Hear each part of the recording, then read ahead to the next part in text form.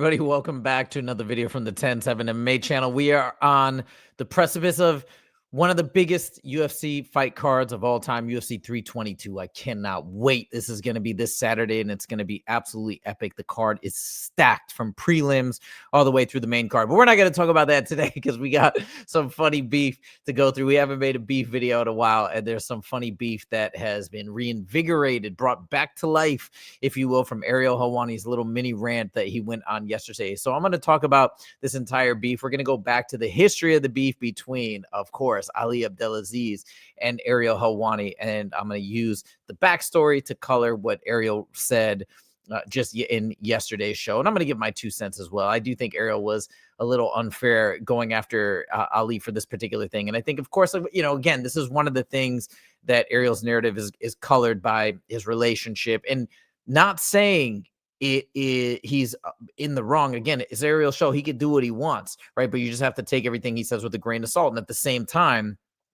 dude, Ali's basically come after him, trying to really mess with his livelihood. So, like, I get why he feels a certain way, why there are major sour grapes here, but we just have to take that. That's part of the context of everything that's going down. So anyways, let's get into the mix. First of all, we're going to go back to this classic interview. This is the last time Ali and Ariel, I believe, spoke in a interview capacity. And this really shows they tried to kind of squash the beef. It obviously didn't work very well, but let's go back. This is from 7 years ago, I believe. Check this out. You were very mad at me. I woke up one morning, blocked on Twitter, blocked on Instagram. Send me a text message. What did you say in the text? We're going to put the cards out on the table, right? Right, you can say You said Khabib was right about you. Yeah, I said Habib was right about you. You have no loyalty. You have loyalty to clicks. Yeah. Who's And gonna then get more clicks? and then I after said my that. interview with Artem, you said you're a disappointment.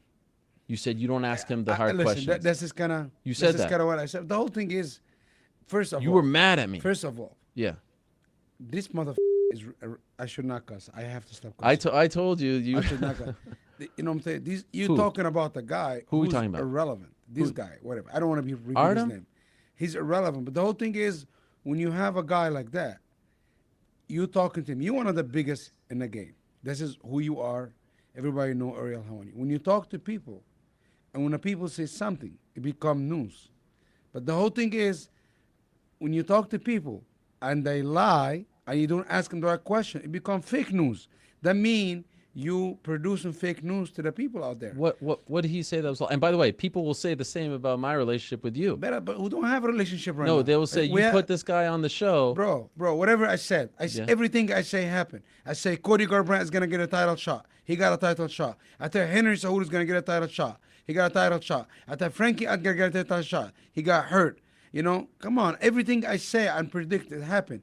I give a flying, you know what? Right. What people say. It's funny when he brings up the point about, hey, Ariel's interviewing guys and he's not correcting them. Like, we see this, he'll do this when he'll interview like Conor McGregor recently with the Dave Feldman thing. He didn't press further. And it's because of that relationship he has with him is what I believe is happening. So he's referencing something here, again, along those lines. Now, look, it's Ariel's show. It's Ariel's channel. He could do whatever he wants. If he's got relationships with particular people and he doesn't want to press them, like any YouTuber, anybody who's creating content has the choice to do that. It's his channel. It's his platform. He doesn't have to grill everybody. I think where people get caught up or where they get confused or where they get mad at him is because of the label that he puts on himself. I'm a journalist. This is what I do. I went to Syracuse University, all this stuff. I think if we remove that lens, and I think that's what we should do when we view Ariel's content, honestly, is just say, like, look, he's got the journalism credentials, but it's his channel. He's not beholden to any media outlet. He doesn't have to be. He can do whatever he wants. So he's going to throw in his little flavoring and his little twists and particular slants on things, and that it is what it is. I will say this, though. I got to give Ariel a ton of credit, because when he really dives in with the fighter that he clicks with, like that last interview of Wellmaker, man, I want to make a video about that as well. That was vintage classic Ariel. That shows just how good of an interviewer he is. I listened to that. And now, granted, Wellmaker gets a lot of credit for that interview as well, but because he's just such an amazing personality. But Ariel is the one that just produced the most perfect extraction of who Wellmaker is as an individual. So that's just an aside. We have to respect Ariel Helwani for what he does as a journalist. When it's the right guest and the right vibe, there is nobody better. I listened to it start to finish, an hour and 15 minutes. Incredible. Anyways, I digress. So we're going to continue on. Now we have another clip. Now this is very relevant. This is from back in the day. This is very relevant to what Ariel is bringing up right now, basically alleging that Ali just wants all the attention.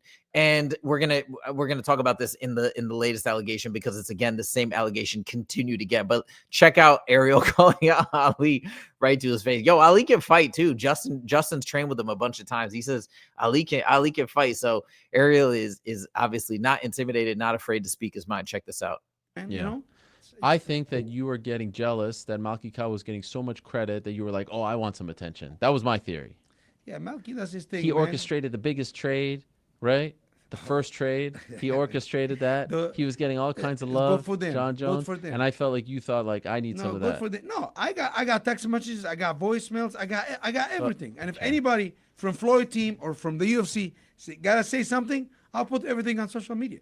You understand? Listen, when Floyd Mayweather call you directly, Yeah. this is a big news. It is big news, because if Khabib can make $100 million, But he's under contract with UFC, so you have to get them on Khabib board. have one fight left. One? Yeah, That's it? yeah. How much did he make for the Conor fight? He made very good money. He's good. How much? He made 8 good. figures? What? Over 10? Listen, You said he won't fight for 50 million. Dana laughed at that. that's okay. Someone asked him. He said they Dana know. can lie. He's the promoter. That's the whole thing is, listen, Dana White, his job to get the best product for the lowest money he can. That Ariel is so funny.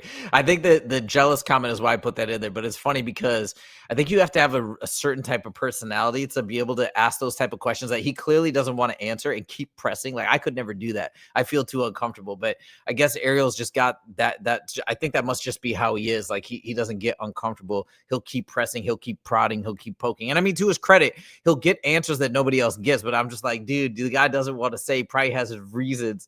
So like, but I guess that's makes Ariel. Now we get to the current clip. This is what went down yesterday. So he's throwing some more heat at Ali. Like, he goes pretty hard on him, I think, in my opinion. He really hits him. I wouldn't say below the belt, but he really hits him. And I think he's kind of off. And this is the part where, because he's got a relationship with him, because he dislikes him. And let me give a little bit more context before we play this clip on why Ariel hates Ali so much. Not only have they had that back and forth, not only did he get blocked and whatever, but since that interview, Ali has a policy for all his fighters. If you notice, none of the Dominance MMA fighters go on Ariel's show except for Kayla Harrison. And that's because she openly disobeys the mandate that Dominance MMA has, which is no fighters are allowed to go on Ariel's show. So we don't see Frankie Edgar. We never see Islam. We never see Henry Cejudo. There's all these fighters that are managed by Ali that it would be amazing to have them be interviewed by Ariel. I wish that would happen. But he has a ban on them going on the show. And I think it's because he feels Ariel does ask those poking and prodding questions that can sometimes get fighters into trouble. So he just has them avoid it altogether.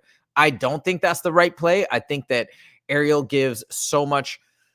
Has such a great platform and he does great interviews that I think it's still win-win. You just got to mind your P's and Q's when on the show. But that's the protocol. So like, my point in telling you that is I understand why Ariel hates the guy, because he manages all these fighters. This is Ariel's job, to interview fighters and to promote stuff on his YouTube channel. And he's like intentionally cutting people off from him, which affects his bottom line. So you have to understand Ariel's perspective and why he's coming at Ali so heated, and maybe why it's like a little bit, obviously his perspective is going to be skewed in that way. So anyways, let's play the clip. We're going to hear Ariel really go off on Ali for something that he did with Aiden Ross, a pretty famous streamer. I never really watch any of his stuff, but I know he's popular with the kids. So check this out.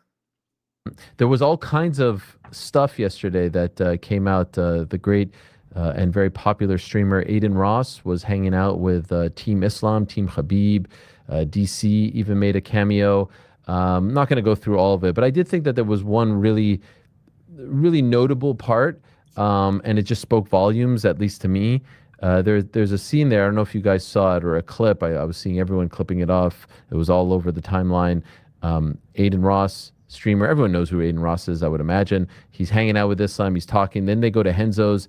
They're training together. And there's a lot of members of Team Khabib there. Usman Nurmagomedov, obviously Khabib is there, Islam is there, but there's this John Pork character, and there's a whole bunch of fighters. It's like 10 or so guys, and Aiden Ross.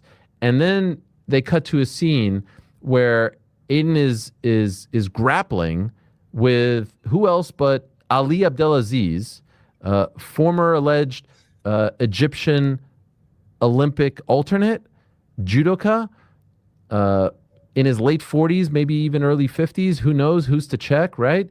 But he's there on the mats, rolling around with Ali. Ali tapping him out, ignoring the tap. Take a look at this. He's tapping out multiple times. I mean, going pretty damn hard on this guy. A kid, an amateur, 25 years old. Multiple taps here. Multiple taps ignoring. For what? To be hard? I see hella stars right now. Never seen a guy with a greater main character syndrome than Ali. You're in a gym with people who could probably use the rub of tapping out Aiden Ross. If Usman Nurmagomedov is in there and he taps out Aiden, now everyone's like, Usman Nurmagomedov, PFL champion, just tapped out Aiden Ross. But no, you volunteer yourself to do it. Why? I don't know, because you want the rub off Aiden, you want the clout, you want to be associated with him because you're dying to get this attention. And not only do you do it, you actually go pretty damn hard on the guy. You ignore his multiple taps, all to show that, you know, you're the guy. You're the main character. It's crazy to me. Like, this is the manager. This is the guy who should be in the background. This is the guy who should be orchestrating all this. This is the guy who should say, okay, Usman, like, we're trying to build you up. You roll with him. You, like, you know, you play around with him, and then you tap him out. And now everyone will clip off that you did it. Or even John Pork or whomever they're trying to push right now. Put that guy in there. Not you. Why are you doing it? Oh, my God. This is so, it's so classic him. And it's just so funny to see this guy who is so desperate to just be the guy, just to be the main character. As the kids say, more NPC than NPC, if you get what I'm saying. If you get the lingo, look it up. Google it real quick. But I just thought, to me, that was the funniest and most notable thing to come out of that whole live stream that lasted multiple hours. All right, look, there could be some truth in what he's saying. I don't know, but I have a different perspective because I think Ariel's viewpoint is clearly colored by the fact that he hates Ali. I mean, we've all been there. You watch somebody that you already dislike, you've had a lot of bad interactions with, and you see them doing something immediately. You're not gonna give them the benefit of the doubt. So he goes off on him and he really lays into him and says that essentially he's mismanaging it in a way. He should have given the rub to somebody else. Let me give my 2 cents because I think he's a little off here. Again, I understand why. But number one, he's saying, hey, let Usman get the rub by choking out Aiden Ross. Is there really any big rub from choking out Aiden Ross? The guy doesn't know how to trade. I mean, it's kind of a funny moment. But again, I don't think that's really such a big thing. Now, by the second thing is, this is one little clip that went viral because I think it was funny and it was interesting. But there was lots of other clips. Aiden Ross spent a ton of time with Islam, with the other fighters, because I did watch that whole like segment.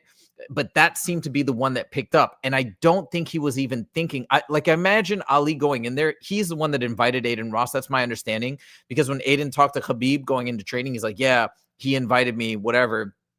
So I think he's the one that reached out and probably made the connection and brought him along, number one. Number two, so he knows him. So if you're going to roll with somebody, wouldn't it be better to roll with somebody that you know or that invited you versus a random fighter?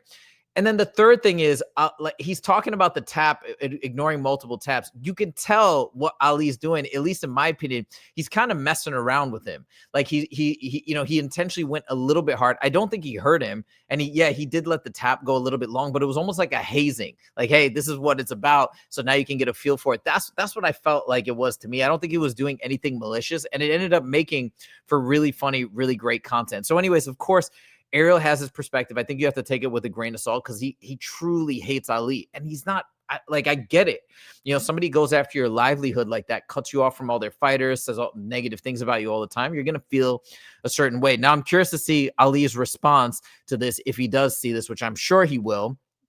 I don't believe he's responded yet, so we'll be on the lookout for that. But here we go. The Ali Abdelaziz Ariel Helwani beef is brewing again. Man, I got to say, all these guys that have beef with Ariel, they should go on and actually get interviewed by him. Like, what's the big deal? You don't like each other, but he's going to do his thing. He's going to ask great questions. He might poke and prod you, but it's going to make for amazing content for both parties.